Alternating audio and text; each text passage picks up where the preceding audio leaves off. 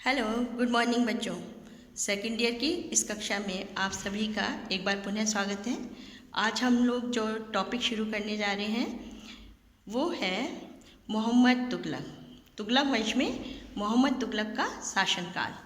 इससे पहले वाले जो हमारा लेक्चर था उसमें हमने अलाउद्दीन खिलजी के विषय में पढ़ा था और उसकी बाजार नियंत्रण नीति या उसके सुधार या उसके विजय अभियानों को हमने देखा था।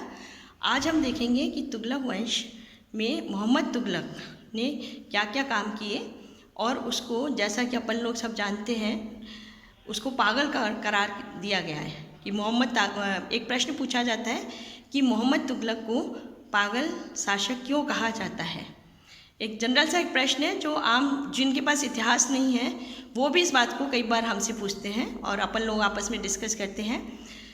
तो आज हम देखेंगे कि मोहम्मद तुगलक जिसका नाम उलुग खां भी था और उसने इसकी उपाधि ली थी, लेकिन जब वो गद्दी पर बैठा तो बहुत सारी समस्याएं उसके सामने थी, बहुत सारी कठिनाइयाँ थी।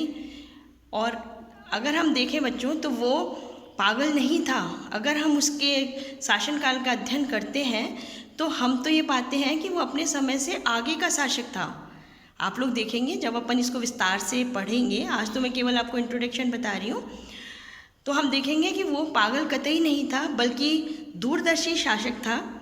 उसकी नीतियाँ बहुत सही थी, सोच उसकी बहुत अच्छी थी, लेकिन उन नीतियों का जो इम्प्लीमेंटेशन होना था, या ये कहिएगा कि जो नीतियों को लागू करना था, वो तरीका गलत था।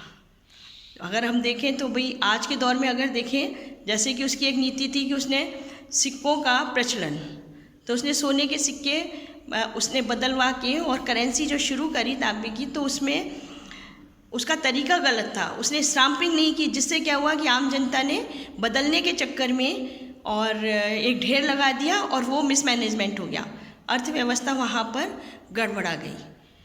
तो हालांकि उसकी सोच बहुत अच्छी थी। इसी तरह आप देखो कि उसने कहा कि दिल्ली से राजधानी को उसने कहा दिल्ली सेंटर में नहीं है, तो उसने कहा कि भाई राजधानी को वो देवगिरी ले जाना चाहता था। अब गलती कहाँ हो गई, उसने क्या गलती हुई उससे कि उसने दिल्ली की सारी जनता को आदेश दे दिया।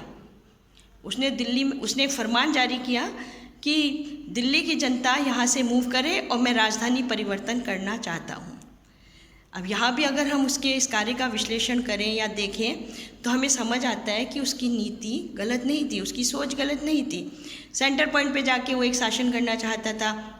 उसको लगता था कि भाई उत्तर भारत में पड़ गई है दिल्ली एक तरफ, लेकिन गलती कहाँ पे हो जाती है अगर हम अवलोकन करते हैं तो कि समस्त जनता को ये आदेश देना कि आप यहाँ से हम मूव कर रहे हैं। होना क्या चाहिए था भाई, समस्त जनता को ले जाने का मतलब एक बहुत बड़ा लवाजमा, उनकी व्यवस्था, तो इतनी व्यवस्था कर पाना संभव नहीं है। हर आदमी अगर मूव करेगा तो कैसे उनके लिए इतनी दूर का अभियान कैसे संभव हो पाएगा।